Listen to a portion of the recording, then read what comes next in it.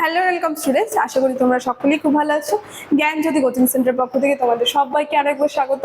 তো আমি মীরা ম্যাম, আমি আজ তোমাদের যে বিষয়টি নিয়ে আলোচনা করবো, খুব সুন্দরভাবে স্ক্রিনে কিন্তু দেওয়া হয়েছে।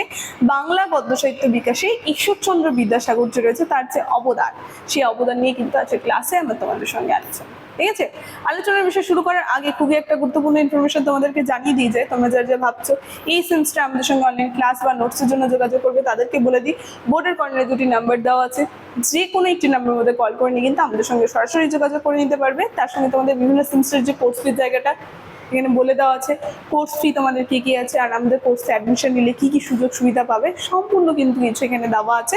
আমি আলাদা করে বলছি না, আমি তাহলে আলোচনার বিষয়ে চলে যাচ্ছি। প্রথমে বলেছি বাংলা গদ্য সাহিত্য বিকাশে ঈশ্বরচন্দ্র বিদ্যাসাগরের অবদান কতটা রয়েছে সেই নিয়ে কিন্তু আছে ক্লাসে আমার তোমাদের সঙ্গে আলোচনা। ঠিক আছে, দেখো কি বলছি, বাংলা গদ্য সাহিত্য বিকাশে ঈশ্বরচন্দ্র বিদ্যাসাগরের অবদান রয়েছে অপরিসীম। তিনি বাংলা গদ্যকে আড়ষ্টতা থেকে মুক্ত করে সব সাবলীল সুশৃঙ্খল তার সঙ্গে শিল্পিত রূপ দান করেন। এই জন্য রবীন্দ্রনাথ ঠাকুর যে রয়েছে, রবীন্দ্রনাথ ঠাকুর তাকে বাংলা গদ্য সাহিত্যে প্রথম যথার্থ শিল্পী, এই জায়গাটা দেখতে পারো, বাংলা গদ্য সাহিত্যে যাকে প্রথম যথার্থ শিল্পী বলা হতো তিনি ছিলেন ঈশ্বরচন্দ্র বিদ্যাসাগর। ঠিক আছে, এই উপাধি কিন্তু তাকে দিয়েছেন রবীন্দ্রনাথ ঠাকুর।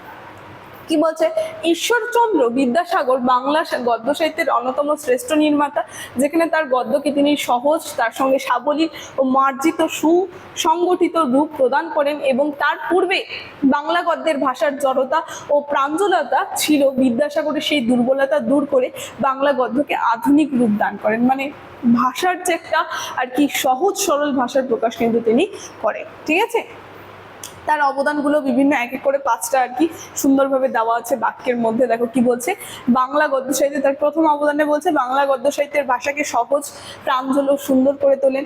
2 নম্বর বলেছে বাংলা গদ্যে যথাযথ জ্যোতি চিহ্নের ব্যবহার প্রচলন কিন্তু তিনি করেন। 3 নম্বর বলেছে বাংলা বর্ণমালা ও বানান রীতির সংস্কার সাধন করেন।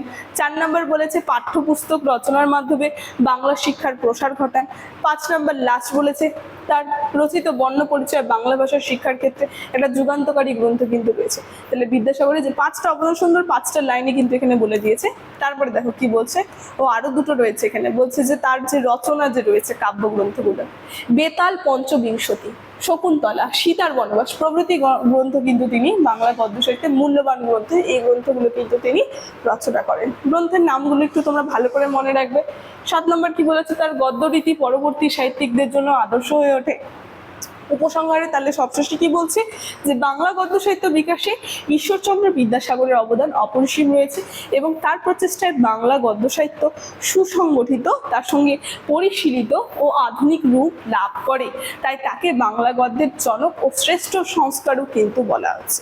ঠিক আছে, তাহলে তার বাংলা গদ্য সাহিত্য বিকাশে যে অবদান, সেই অবদান কিন্তু সে নিয়ে আছে ক্লাসের আলোচনা। আমার এতটাই ছিল, আলোচনার বিষয় আমি এখানে শেষ করছি।